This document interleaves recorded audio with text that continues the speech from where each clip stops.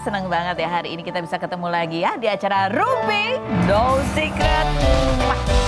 Bersama saya Kak Rose, seperti biasa ditemani oleh Daniel yang lagi ngeping di pojok sana. Dan tentunya juga sudah hadir beberapa bintang tamu yang akan berbagi ceritanya. Bintang tamu kita hari ini perempuan-perempuan dengan berbagai apa istilahnya masalah-masalah yang dialami di setiap jenjang kehidupan ya. Ada yang usia 25, yang ada yang usia baru jadi ibu dengan anak 3, ada yang masa-masa sudah memasuki empty nest syndrome, yaitu anak udah pada gede-gede ya. Nanti kita bahas satu persatu. Seperti biasanya kan kita ke pojokan ya, untuk membahas apa sih yang lagi rame di luar sana yang menarik perhatian publik, baik itu untuk hal-hal yang datang dari dunia nyata maupun dari dunia maya. Tapi kayaknya hari ini kita langsung ke bintang tamu kita aja ya. Yang pertama ada Ersya Aurelia. Dia sempat membagikan nih di kontennya di TikTok pengalamannya selama syuting yang pernah mengalami pelecehan. Wah, seperti apa? Siapa yang melakukan? Kita lihat dulu profilnya berikut ini. Baik, Private Room sudah bersama dengan Ersya Aurelia. Apa kabar? Hai, kabarku baik. Ini menarik sekali ya, kontennya dia adalah 25 pelajaran di usia 25 gitu. Betul. Ya. Ulang tahunnya sih sebenarnya dari tahun lalu ya. Iya sebenarnya, ini udah mau 26. Banyak juga loh 25 lessons-nya ya. Betul. Tapi salah satunya di posting adalah tentang cerita pengalaman kamu, bagaimana kamu melindungi diri, mengatakan tidak pada hal-hal yang berbau pelecehan gitu ya. Ada videonya, coba kita simak apa saja dan apa yang dia lakukan. Berikut ini. Ersya, kalau aku boleh tahu ya, itu yang pertama kan cerita di umur 9 tahun. Ya. Yang dua lagi ketika kamu mengalami secara verbal itu di kisaran usia berapa waktu itu kamu? 20-an atau belasan masih?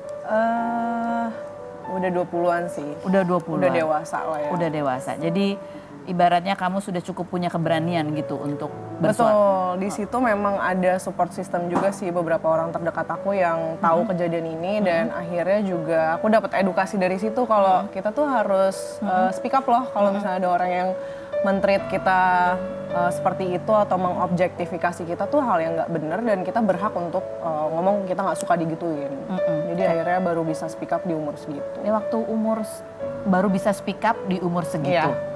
Berarti ada banyak lagi sebetulnya kejadian yang selain yang kamu ceritakan ini? I think banyak sih, mungkin aku nggak inget tapi aku ngerasa banyak sekali sih di lokasi syuting ya terutama secara ya? verbal terutama Secara verbal. Dari kru dan kadang dari sutradara, maksudnya kadang banyak gitu kata-kata yang nggak pantas diucapkan dan diucapkan kepada misal pemain atau ekstras, banyak banget.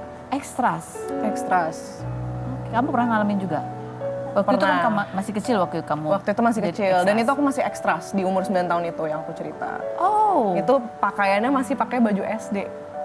Jadi yang bikin aku kaget banget ternyata kekerasan seksual itu bisa terjadi di umur berapapun. Iya. Gak memandang dress code, Iya. gak memandang penampilan. Dan ini bisa terjadi kedua-dua gender ya. Maksudnya gak cuma cewek tapi juga ke laki-laki gitu. Iya. Dan gak bisa dibenarkan. Ini kejadian waktu kamu usia 9 tahun ini kamu masih ingat betul gitu ya? Iya, ternyata setelah bertahun-tahun kemudian aku masih ingat secara detail omongan yang dia ucapkan, terus juga perlakuan dia. Dan sebenarnya aku tuh ke-trigger karena baru-baru ini kan memang banyak banget ya berita-berita tentang termasuk yang verbal yang ada grup betul. chat itu. Nah dari situ aku sebenarnya jadi ke-trigger. Pas aku baca berita itu aku ngerasa kok familiar banget ya, kayak aku pernah ngerasain, aku ngerasa marah banget ketika aku baca-baca berita itu dan semakin aku baca akhirnya jadi ke-recall tuh beberapa kejadian yang pernah terjadi. Marah banget. Jadi itu inget banget karena kamu belum sempat meluapkan marahnya. Betul. Dan mungkin banyak banget korban juga yang nggak menyadari kalau mereka korban. Seperti aku kira itu hal yang normal gitu. Tapi rasanya nggak enak. Tapi rasanya nggak nyaman, nggak enak gitu ketika di situasi itu. Kamu pernah bertemu dengan orang itu yang waktu umur 9 tahun itu? Pernah ketemu lagi nggak? Jujur aku nggak inget banget karena itu salah satu kru dan ya umur 9 tahun aku agak lupa nggak inget dan namanya siapa juga aku nggak tahu. Beberapa teman nanya namanya siapa kru yang mana, tapi aku kayak nggak inget sih, udah lama banget. Dua kejadian lain yang kamu ceritakan itu kan apakah itu lawan main yang ketiga ya? Itu lawan main dua-duanya. Dua-duanya lawan main. Dua-duanya lawan main. Ini masalahnya netizen jadi penasaran kan. Aduh. Ada tebak-tebak buah manggis gitu. Ini ya gitu ya. Lawan main yang satu lebih tua. Yang satu lebih tua. Oke. Gitu. Tapi yang lebih tua itu sempat minta maaf sama kamu. Yang lebih tua sempat minta maaf karena di titik itu juga aku sampai banting sapu yang aku lagi pegang kan. Terus kayaknya dia nyadar kalau dia melakukan kesalahan. aku langsung pergi ke ruangan talent, terus dia nyusulin aku dan minta maaf di situ. Oke. Terus kamu ngomong apa ke dia ketika itu? Well, basically sih dia kan minta maaf kayak maaf ya, aku nggak bermaksud, tapi aku kayak nggak lucu ya, bercandanya nggak lucu. Padahal dia lebih tua tuh. Jauh. Jauh. Tapi kamu berani ya ngomong gitu ya?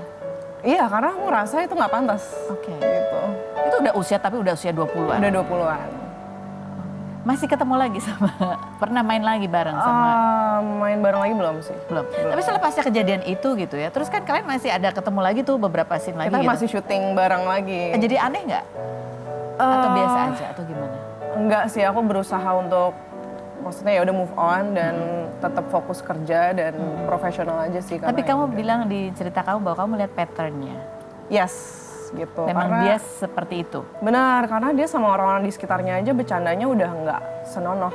Oh, dan nggak ada yang men-stop itu. Nggak ada. Rata-rata memang di lokasi tuh jarang sih ada yang stop ya gitu. Kayak jarang. Kenapa? Karena dia punya power, karena dia terkenal. I think karena memang banyak yang melakukan hal yang sama. Oh. Banyak yang serupa dengan dia di lokasi. Iya. Apa banyak yang menganggap itu lucu jadinya juga? Iya, betul. Dan banyak yang menormalisasi jadinya. Oke. Yang ketiga, ini kan lawan main, kamu butuh chemistry gitu ya. Ketika kamu ada sutradara tahu gitu kan, mereka bilangnya udah ibaratnya dikecilkan lah masalah itu. Betul. Gitu ya. Itu sih kecewa banget sih ketika kejadian itu. Karena aku ngerasa sebagai korban tuh nggak disupport sama industri mungkin ya. Terus juga memang beritanya sampai ke PH-nya. Terus mungkin PH-nya juga itu message dari PH-nya ke sutradaranya kayak udah ya kayak tolong di. Nggak, itu sampai bisa sampai beritanya berarti cukup besar dong kemarahan kamu atau gimana? Karena aku menyampaikan ke salah satu orang yang berwenang di situ untuk boleh nggak scene-nya di-cut gitu. Aku minta adegan itu di-cut karena aku nggak nyaman. Wow. Iya. Karena aku ngerasa kayaknya nggak pantas deh itu ditayangin. Oke. Dan aku juga takut itu jadi contoh yang nggak baik ya buat Iya. masyarakat gitu. Dan akhirnya di-cut. Itu aku kurang tahu lagi. Hopefully, Tapi kamu sudah menyampaikan apa yang ada di... Iya, aku udah menyampaikan dan harusnya sih di-cut ya karena memang udah nyampe ke kantor juga kan. Oke. Terus kamu sempat menyampaikan itu nggak ke lawan main? Jujur setelah itu aku nggak ngobrol sama dia. Nggak ngobrol. Nggak ngobrol. Tadinya berteman. Tadinya berteman. Teman Tapi akrab atau teman biasa aja? biasa aja. Oh, biasa ya maksudnya ya rekan kerja lah. Kita kan oke. kerja bareng gitu. Jadi ya Abis itu nggak? abis itu aku ngerasa sih karena dia tidak minta maaf, Kak. Oh, dia nggak ngerasa itu Dia salah. nggak ngerasa itu salah. Dan bahkan dia mencari pembenaran juga. Maksudnya ketika didudukin gitu ya sama sutradara, dia diajak ngobrol, aku diajak ngobrol. Aku nggak ngerasa dia tuh Ada penyesalan ya? Ada penyesalan, iya. Oke.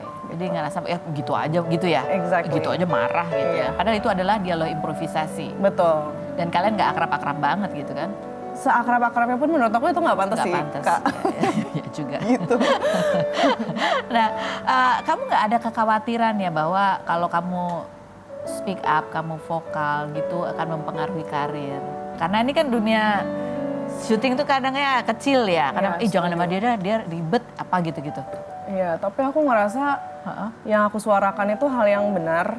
Dan aku juga ngerasa di zaman sekarang tuh udah beda sama zaman dulu ya, dunia entertain. Maksudnya Apa udah bedanya? sangat berkembang dan kayaknya hal-hal seperti ini udah mulai lebih Menjadi perhatian. menjadi perhatian. Dan aku ngerasa juga anak-anak Gen Z ya zaman sekarang kan juga banyak yang speak up ini, speak up itu yang memang gak pantas dilakukan. Menurut aku ya kita harus menyuarakan itu. Ini menarik postingan kamu ya pada saat ulang tahun di 25 di tahun lalu. Iya. Kamu habis membaca sebuah buku nih kayaknya ya. Gitu gak sih? Mungkin ya.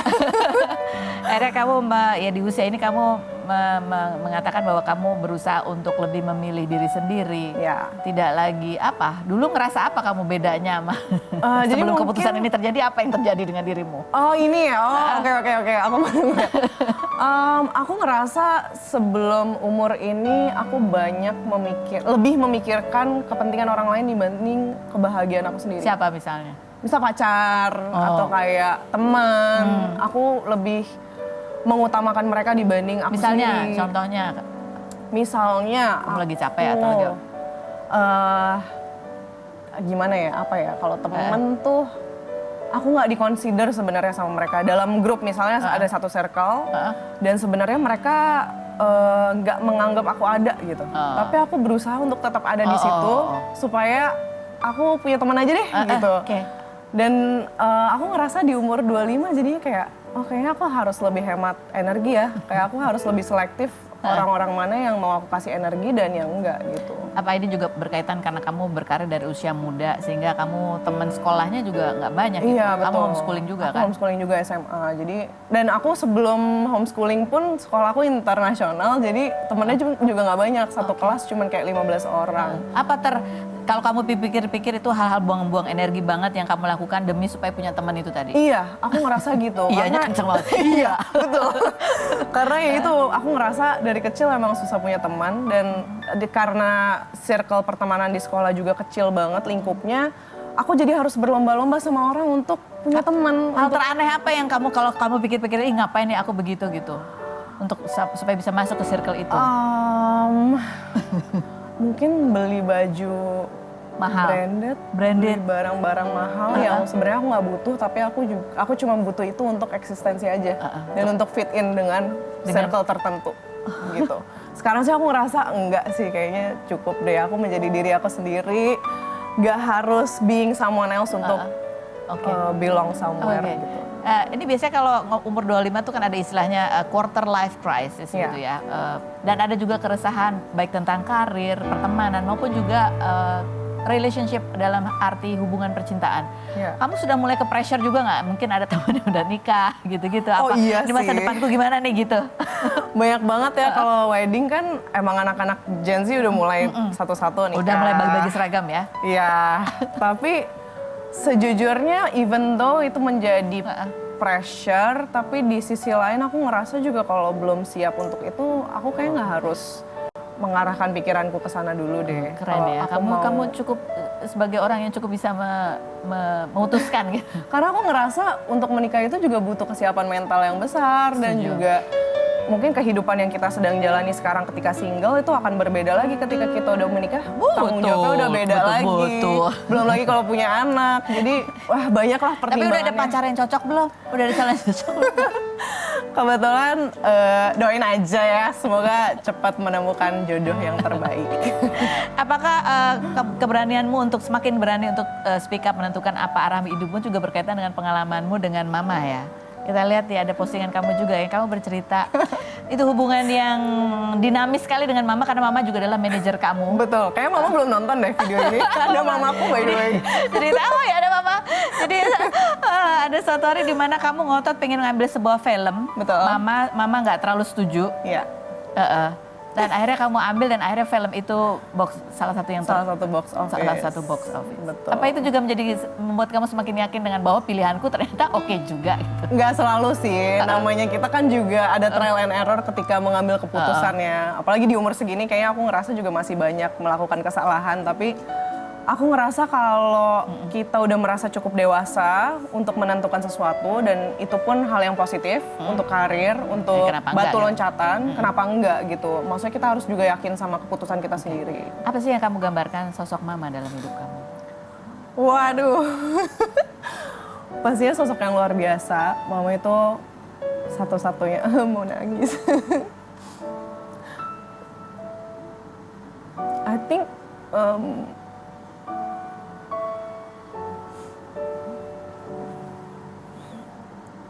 dia ngajarin aku jadi kuat kayak sekarang tuh mama sih.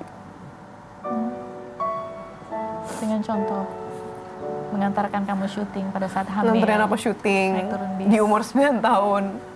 Meskipun nggak semua hal di lokasi mama tahu ya, tapi support sistem aku ya mama sih dari kecil. Apa? Aku jarang banget soalnya ngomongin mama.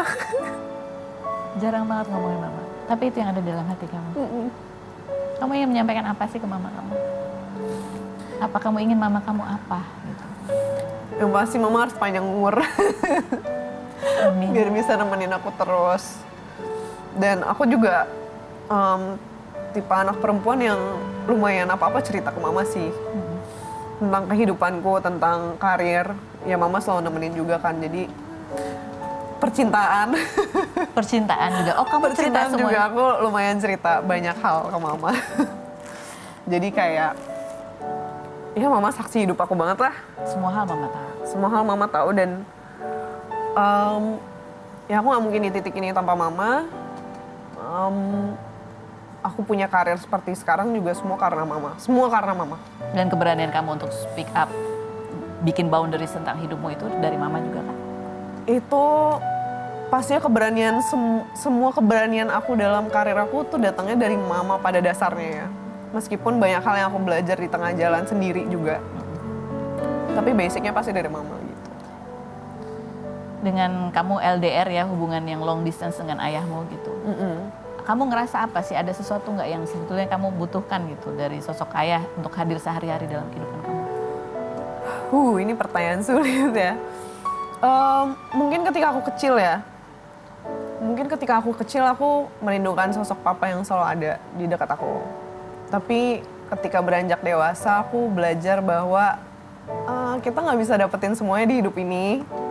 Kadang waktu juga sulit. Jadi ya yang kita bisa lakuin cuman make the best out of what we have. Ya udah yang terbaik aja yang bisa kita lakuin. Seketemunya kita ketemu. Selain itu sih, aku bersyukur banget punya mama di samping aku. Dari aku kecil sampai sekarang udah dewasa gitu. Oh, ini pelajaran keberapa dari 25 pelajaran dari umur 25? Kayaknya harusnya pertama sih. Harusnya Karena pertama ya? basicnya dari situ dulu. Menerima apapun yang keadaan ini dan mensyukuri semuanya. Betul. Ecat, nanti kita ngobrol lagi ya. Berikut ada Ingrid Kansil yang wow, baru juga selesai sidang S2 tahun lalu bulan Agustus kalau nggak salah ya. Bulan Oktober udah ngambil S3 ya. Dan aku dengar dia bukan cuma ambil S3, S1 juga. S1, ini apa-apaan ya? Coba kita lihat dulu profilnya berikut ini. Baik, kita sudah bersama dengan Ingrid Kansil. Kita lihat dulu di postingan wisudanya ya. Wisuda baru tahun lalu. Udah ngambil sekarang bener berarti S3 dan S1. Ya. Dua-duanya psikologi. Dua-duanya psikologi. Jadi kamu dulu S1-nya PR. Sosial. Sosial. Sarjana sosial. Sarjana itu komunikasi dulu? Komunikasi Oke. dulu. Terus S2? Udah lama nih kan, tentang waktu hampir 20 tahun baru kuliah lagi sekarang. Nah ini juga sebenarnya kan karena ke-trigger sama suami dan anak yang memang sudah... Oh, ibu kompetitif ya? Kompetitifnya dalam arti positif. Dan saya selesaikan dulu tugas sebagai istri. Mendorong suami dan anak untuk bisa menyelesaikan pendidikan kuliahnya ya secara akademis. Memang itu kan jadi cita-cita mereka gitu. Saya ngalah gitu kan, nggak mungkin tiga-tiganya ribet satu keluarga Tapi ribet sama sebenarnya akademis. mau lanjut kuliah itu sudah ada keinginan? Sudah ada keinginan Oke. itu sebetulnya, tapi banyak tertunda. Bahkan waktu saya masih tugas di DPR pun saya mau ngambil S2 waktu itu, cuman nggak sempat gitu karena kan kegiatannya cukup padat. Nah sekarang karena keluarga udah, ya suami juga udah mulai maksudnya udah mulai tenang gitu. Terus anak juga udah di UK, udah bisa cari uang sendiri, udah mandiri, ya akhirnya saya memikirkan diri sendiri gitu. Dan kebetulan yang diambil ini kan fakultas psikologi yang memang sangat related sama kehidupan kita, kan mempelajari perilaku manusia. Jadi saya merasa kuliah S3 di psikologi ini merupakan sebuah cara saya untuk bisa mengulang, melihat kehidupan saya dan memahami orang lain dengan hati yang jernih gitu loh. Karena kan di sini pengalaman kita ini saya matchkan dengan ilmu, bukan hanya sebatas teori gitu. Jadi menurut saya sih menarik. Kuliah lagi, Mbak. Iya ya, pengen sih, tapi kayaknya Kuliah males deh psikologi aku. itu seru banget sih. Ujian sama bikin tugasnya kayak. Nggak, tapi ini menarik loh ya, ngambil ilmu untuk memperdalam lagi, untuk bisa secara teoretikal memahami lagi apa yang kita lakukan. Apalagi kan usia kita lagi kinyis-kinyis ya. Udah mulai usia yang sudah setengah abad gini kan, menurut saya ini sesuatu yang lebih unggul dibanding kita 20 tahun ke belakang. Karena pengalamannya lebih banyak. Pengalaman lebih banyak. Iya, sudah pernah merasakan kegagalan, keberhasilan gitu kan. Nah ini saya mau melihat gitu. Contohnya Related apa? nggak? Contohnya apa? Related nggak? Yang akhirnya, kalau yang dulu tuh begini karena untuk apa? diri saya sendiri ya. Kalau saya itu kemarin beberapa tahun yang lalu mungkin masih 40 itu kenapa agak suka emosional gitu ya. Ternyata kalau dari teori psikologi yang ada itu ada luka batin yang belum sembuh gitu. Mungkin dulu misalnya di sekolah sering ada bullying, ya itu juga saya pernah merasakan bullying. Terus ada pengabaian gitu ya. Itu juga sangat mempengaruhi di masa yang akan datang. Munculnya di gitu. usia 40. Bisa 40, bisa 30 gitu. Ibu pernah mengalami masa pengabaian? Pengabaian mungkin dari TK kali ya, saya sering merasa dibully gitu sama sesama teman waktu itu. Nggak tahu permasalahannya apa, tapi saya merasa sering ada pembulian pada saat itu gitu. Waktu itu saya sampai ngadu sama mama, sampai mama saya juga marahin si anak yang membuli saya waktu itu gitu. Jadi hal-hal seperti ini tuh kalau kita korek dengan ilmu, dengan teori-teori yang ada itu cukup menarik gitu. Jadi saya mempelajari diri saya sendiri gitu. Kalau kata dosen-dosen sih, ini kayak berobat jalan kamu kuliah di sini. Ibu padahal sebenarnya bisa baca buku aja loh. Bisa baca buku. Harus kuliah loh ya kan. Apakah ini juga bisa menjelaskan fenomena yang sedang dialami, yaitu sindrom emptiness? Emptiness syndrome. Ketika anak kuliah jauh lagi ya kan. Iya. Setiap ketemu bahagia, setiap pulang nangis lagi. Setelah yang Iya. berikut ini kita bahas, jangan kemana-mana. Tetap di Rumpi No Secret. Ternyata itu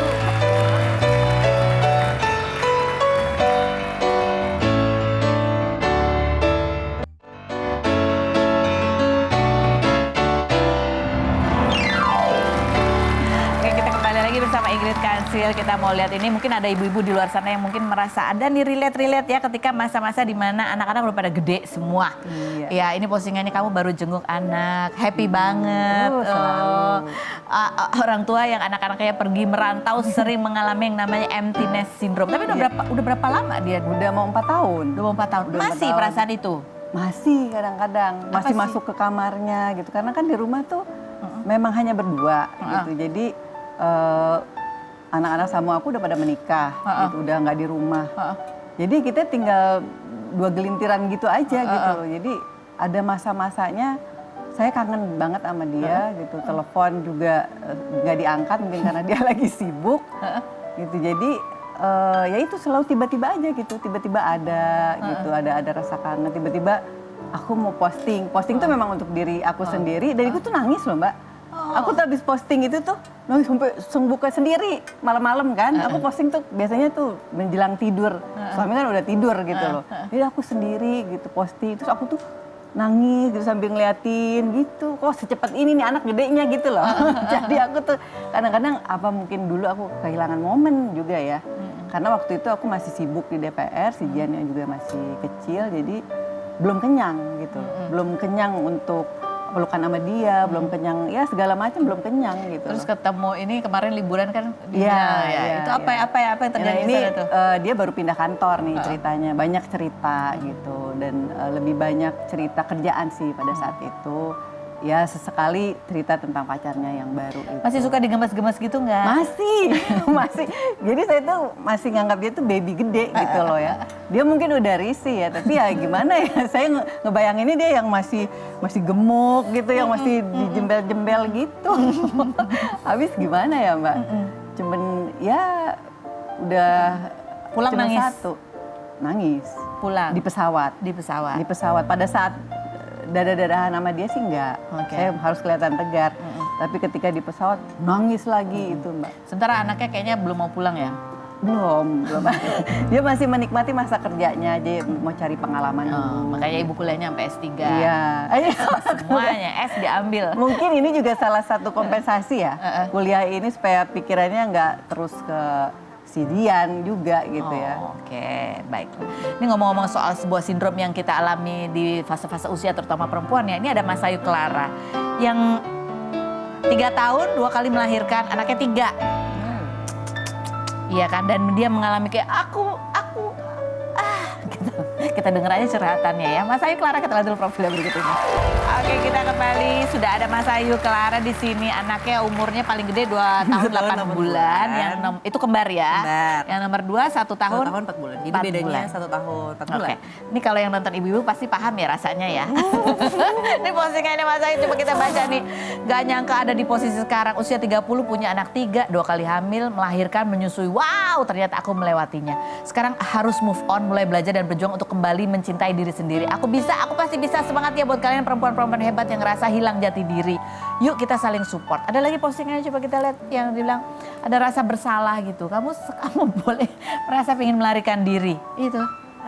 Ya mungkin kayak kamu menyayangi anak-anakmu, kamu menyayangi suamimu, tapi ya punya anak 3 yang nempel semoga kamu itu kan lelah kadang-kadang. Iya, kadang-kadang ya. Kadang-kadang ngerasa pasti capek gitu ya. Cuman kan itu adalah fase yang harus dinikmatin. Jadi ya udah aku nikmatin aja. Cuman pasti ya sebagai manusia yang dari kecilnya, aku kan dari kecil udah produktif, syuting, sekolah, beraktivitas. Tiba-tiba sekarang aku cuman kegiatan di rumah, ngurus anak misalnya. Ya pasti akan ada rasa jenuh, capek, bosan. Cuman ya dinikmatin aja. Oke, apa kalau ada kejadian apa yang kamu tuh ya pasti adalah saking lelahnya mungkin. Nggak tahu ya, kalau aku tuh anaknya kan random ya, jadi tiba-tiba, jadi kayak nggak kesulut apa-apa, jadi suka tiba-tiba kadang drop, kadang tiba-tiba ngerasa capek, kadang tiba-tiba ngerasa jenuh, gitu aja sih sebenarnya. Nggak ada yang trigger yang benar-benar misalnya karena apa gitu, nggak ada sih. Tapi biasanya apa tuh ketika kamu tiba-tiba drop tuh apa yang terjadi pada dirimu? Posting ya di thread? Enggak ada.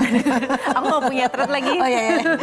Apa biasanya? Apa ya? Mungkin karena suka lihat scroll postingan orang-orang tentang quotes gitu. Kadang kalau kita ngerasa quotesnya relate sama kita, jadi kayak ke-trigger untuk ini gue banget baru ngerasa gitu. Kayaknya gitu sih. Apa yang sempat kamu rasakan ketika di masa-masa flamingo era gitu ya? OTW. belum jadi flamingo. Masih abu-abu ya? Masih abu-abu, warnanya belum pink ya. Apa ya? Ya itu tadi mungkin karena hormonal juga masih ada rasa-rasa itu ya. Oke. Gitu. Jadi kalau nggak percaya diri, rasa nggak pede itu pasti. Karena kan perubahan badan yang berubah drastis. Aku naik tuh dari hamil Lamvi aja tuh yang kembar 32 kilo.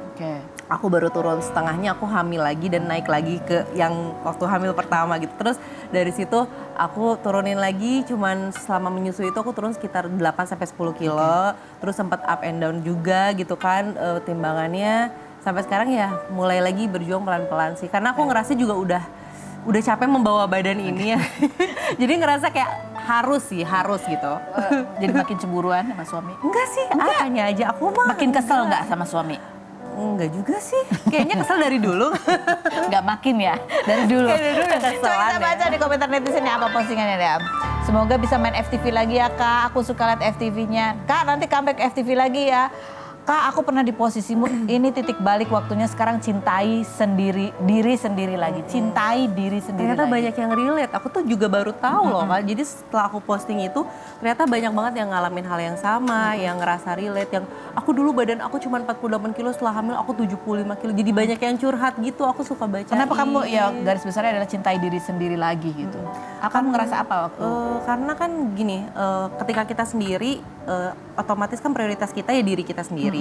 Nah ketika kita sudah berkeluarga, punya anak, otomatis kan prioritasnya akan bergeser lah, bukan berubah ya, bergeser.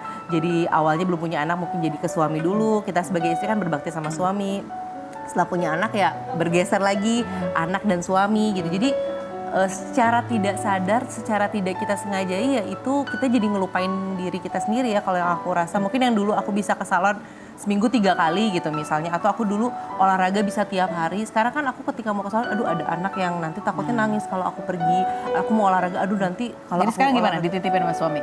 Olahraganya di rumah. Oh iya. Jadi yang tadinya aku doyannya kan aku tuh anaknya nggak bisa olahraga di rumah tuh sebenarnya basicnya nggak bisa. Aku tuh olahraga harus ke tempat keluar gitu. Nah ini sekarang ya dipaksa mau nggak mau. Gitu. Ini ada postingan lagi yang mau kita tanya, coba kita lihat postingannya Mas Saya Clara. Bunyinya adalah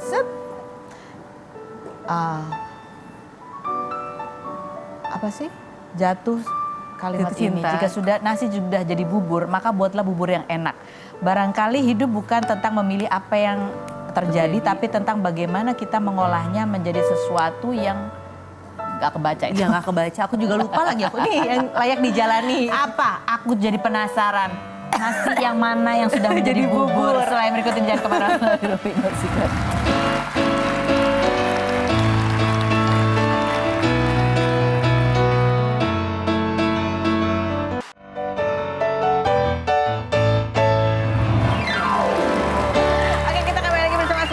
kita, tapi sebelum kita lanjut ya, kita mau tanya dulu sama Mas Ayu Clara soal nasi itu udah menjadi bubur itu. Jadi nasi yang mana nih yang udah jadi bubur? Tadinya mau jadi lontong, tapi ternyata jadi bubur kebanyakan air. Apa kira-kira yang sebuah keputusan yang kamu baru sadar, oh ternyata resikonya ini ya gitu. Itu maksudnya semua yang sudah aku jalanin ini kan sudah terlanjur gitu ya. Tapi ya udah nikmatin aja karena dengan aku punya suami, punya anak semuanya gitu ya. Itu membuat hari-hari aku ternyata lebih berwarna, lebih bahagia. Jadi sekarang bagaimana tinggal akunya menikmati aja sih. Jadi jangan cari negatifnya, tapi cari positifnya gitu. Gimana tuh cara menyiasati ya tanpa harus melarikan diri. Benar gitu ya. Tanggung jawab yang bertubi-tubi Nah itu. gitu maksudnya mah. Baiklah, sekarang kita mau bahas yang selanjutnya. Ini POV ya. Dari sebuah kejadian. Ini dari sebuah kejadian, kita bukan ngomongin kejadiannya, tapi lebih kepada pendapat kalian gimana. Ini soal yang berita kemarin ramai ya. Soal tadi ada ibu dan ART-nya gitu ya, yang terjadi laporan kekerasan. Tapi dari POV ibu, ini kita mau ngomong dari POV yang punya rumah gitu ya, merasa terganggu ketika punya ART yang hobinya ngonten, which is itu adalah masalah di zaman now ya. Iya lagi kan. Karena aku juga sebel kalau ada yang kerja terus live TikTok lah atau apa di rumah gitu. Ada begitu. Ada aja. Astaga, kamu wifi gratis ya? Free wifi? Iya kali ya. Kenceng kali di rumah wifi-nya gitu. Ada aja lagi. Ada kayak gitu? Ada aja. Terus kamu apain? Kalau aku tuh tipenya nggak langsung negur, aku biasanya sekali 2 kali dilihat dulu gitu, baru pelan-pelan diomongin gitu. Oh gitu, nggak langsung kamu tegur? Aduh aku nggak, tipenya nggak kayak gitu. Oh, kalau aku sih langsung aku matiin wifi-nya ya. Enggak, aku biasanya sekali 2 kali baru pelan-pelan diomongin. Untungnya dia kayaknya, dan aku tuh biasanya nggak diomongin tapi aku memperlihatkan gestur yang gua nggak nyaman nih gitu. Jadi mungkin dia dari situ udah ngerasa tidak mengulangi. Oh, akhirnya nggak diulangin? Enggak. Oke. Terus tapi ada larangan jelas nggak boleh ini ya, nggak boleh itu, nggak boleh ini? Enggak. Soalnya pekerja jam sekarang ya yang aku perhatiin ya, lebih rewel daripada kita yang punya rumah ya nggak sih? Jadi kayak kok dia lebih Sensitif ya. iya, kalau yang aku rasain ya. Ibu Ingrid Kansil gimana Bu? Iya, sekarang ini kan PRT udah ada kebijakan yang tetap ya, undang-undang PRT yang baru di launching beberapa tahun yang lalu. Kalau saya lihat dari kasusnya ini, memang sih kita nggak bisa menarik gadgetnya mereka ya. Ini kan juga bagian dari hak dasar mereka. Gadget itu hak dasar? Hak dasar. Tapi kan ada waktunya? Ya ada waktunya. Karena kan mungkin mereka perlu komunikasi sama keluarga. Jadi komunikasi sama keluarga ini kan bagian dari hak dasar si PRT itu. Nah kita sebagai majikan memang harus ada rule, ada pedomannya kalau menurut saya. Bahwa jam segini kalian boleh pegang handphone, jam segini nggak boleh gitu. Kalau menurut saya sih seperti Jadi itu. kembali ke aturan yang jelas ya? Iya karena udah ada kebijakan, udah ada undang-undang. Nih Aca senyum-senyum aja. Nah segini ribet ya kalau udah Ini jujur kayak ini kan problematika ART ya, which aku sejujurnya nggak punya ART di rumah, jadi aku tidak mengalami ini. Oke. Jadi kamu dari kecil itu ngerjain semua pekerjaan rumah sendiri? Mulai remaja lah. Dari rumah remaja? Remaja. Jadi kamu bagian tugasnya ngapain? Aku kadang nyapu, kadang nyuci piring, kadang ngepel. Masuk rumah aku ya? Aku janji aku nggak nge-live. Jadi dibiasakan hidupnya Mandiri ini, banget mandiri. sih sama mama gitu. Wah, Ya, terus kalau kamu lagi ganti-gantian. kerja gitu gimana? Mama, kan makanya gantian. Kalau syuting kan aku sama asisten, jadi mama nggak ikut ke lokasi. Wow, luar biasa, keren sekali. Kasih tepuk tangan dulu buat Bunda. Wait. Tapi kalau udah punya anak segala macam kan udah beda lagi ya. Beda lagi Maksudnya memang pengaturannya. butuh bantuan. Mama dulu gimana? Oh, Mama anaknya 3 ya? Waduh. Ya, tapi inilah ya serba-serbi ke hari ini kita obrolannya sama perempuan banget dari segala usia dan segala masalah yang dihadapin ya. Mudah-mudahan ada yang merasa relate, ada yang merasa bisa mendapatkan tips bagus nih gitu ya. Karena ya kita nggak bisa mengontrol apa yang terjadi di diri kita, kita bisa mengontrol apa respon kita seperti apa, cari solusi dari diri kita. Itu tadi ya, bubur ayam. Ya, kalau udah jadi bubur, jadikan itu bubur yang terenak. Mas Aiklan, terima kasih. Terima kasih juga Ingrid Kansil. Dan terima kasih juga buat Anda yang sudah bergabung bersama kami hari ini. Kita ketemu lagi setiap hari ya. Di acara Rumpi.